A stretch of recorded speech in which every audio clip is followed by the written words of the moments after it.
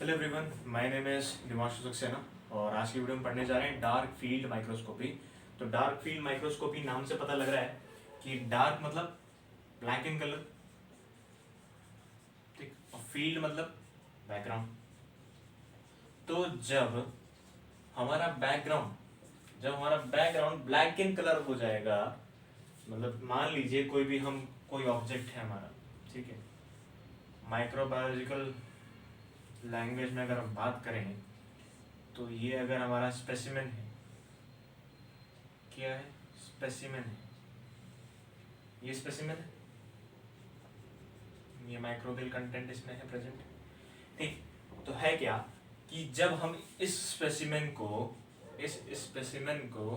जब हम माइक्रोस्कोप के थ्रू देखेंगे तो इसका जो बैकग्राउंड है वो डार्क कलर यानी कि ब्लैक कलर का हो जाएगा, और जो ये हमारा जो माइक्रोबियल कंटेंट है वो ब्राइट कलर का हो जाएगा। Microbial content will be bright and background will be dark in nature, dark in colour, ठीक है। ये नाम से पता लग रहा था, तो इतना तो समझ में आया कि डार्क फील्ड माइक्रोस्कोपी से क्या होता है कि बैकग्राउंड जो है वो डार्क कलर का होगा और हमारे जो माइक्रोबियल कंटेंट है वो ब्राइट कलर का होगा।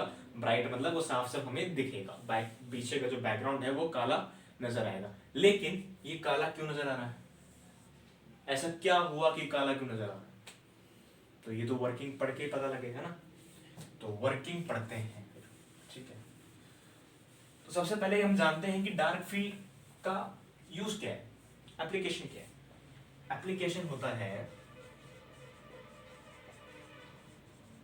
एप्लीकेशन है फॉर थिन लाइन्ड बैक्टीरिया, जो कि हमारे स्पाइरोकीट्स होते हैं। क्या होते हैं?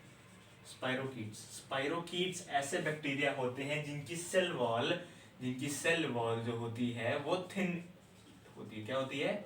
थिन होती है। तो उन जैसे बैक्टीरियाज को हम ऑब्जर्व करने के लिए थ्रू माइक्रोस्कोप कौन सी टेक्निक अपनाते हैं? That is dark field microscopy, ठीक। वही सेम चीजें हम करेंगे लेकिन कुछ थोड़ा सा डिफरेंस है जो कि फेस कंट्रास्ट में था। हम यहां पर भी अनस्टेन्ड बैक्टीरिया को लेंगे, क्या चेक करने? मोटिलिटी चेक करने, ठीक है। ये सब चीजें करेंगे।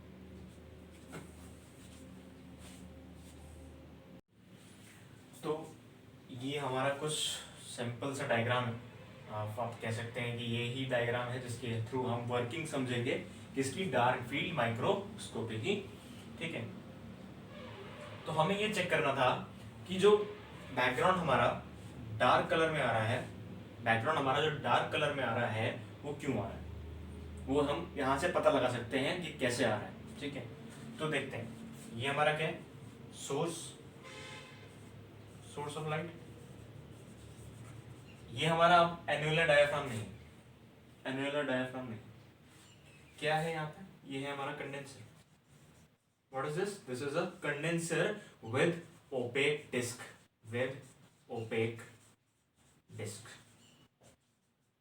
ठीक। इसमें हमने ओपेक डिस्क लगा दी, किसमें? कंडेंसर में। क्या होगा?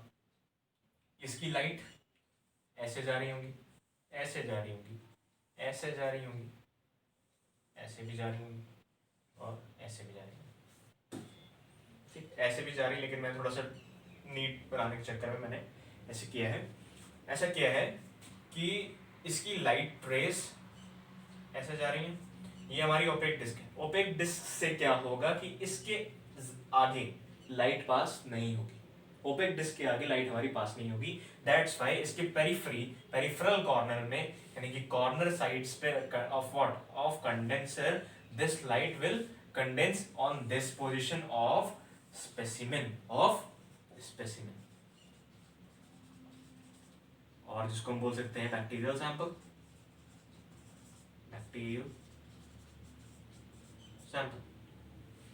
ठीक है।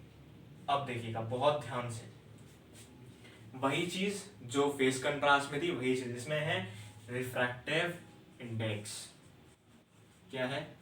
Refractive index. ये बहुत अंडरस्टूड चीज है कि कोई भी लाइट अगर रेयरर मीडियम से डेंसर मीडियम तो जा रही है तो उसकी जो स्पीड ऑफ लाइट होगी, जो वेलोसिटी होगी, वो डिक्रीज करेगी। ये हम लोगों ने पढ़ा है इन ऑप्टिक्स। ठीक, तो रिफ्रैक्टिव इंडेक्स की वजह से क्या होगा कि यहाँ जो माइक्रोबियल कंटेंट है, माइक्रोबियल कंटेंट के अंदर कुछ वाटर प्रेजेंट होगा, कुछ माइक्रोबियल कंपोनेंट्स प्रेजेंट होंगे, तो उनका भी रिफ्रैक्टिव इंडेक्स अलग अलग होगा, वेरी करेगा। उस वजह से ये जो लाइट हमारी है कुछ जो है रिफ्लेक्ट कर जाएगी, कुछ रिफ्लेक्ट कर जाएगी और कुछ अनरिफ्लेक्टेड। ये जो है हमारी लाइट, ये है रिफ्लेक्टेड और ये है अनरिफ्लेक्टेड, ये है अनरिफ्लेक्टेड, ये वाली।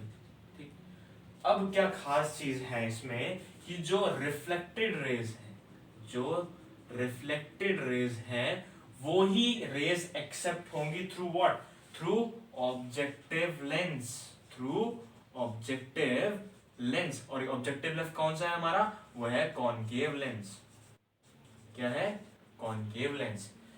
अनरिफ्लेक्टेड, रिफ्लेक्टेड, रिफ्लेक्टिव, अनरिफ्लेक्टेड। क्यों ऐसा क्यों हुआ कि यहां से जो लाइट जो होंगी पास होगी वो कुछ डेविएट करेंगी, कुछ रिफ्लेक्ट हो जाएंगी। ठीक, तो ऐसा क्या होगा कि अब नेक्स्ट प्रोसेस क्या है? ये हमारा ऑब्जेक्टिव लेंस है। ऑब्जेक्टिव लेंस इस बार क्या करेगा कि ऑब्जेक्टिव लेंस सिर्फ ओनली रिफ्लेक्टेड और रिफ्लेक्टेड रेस को ही अलाउ करेगा to pass through it, to pass further.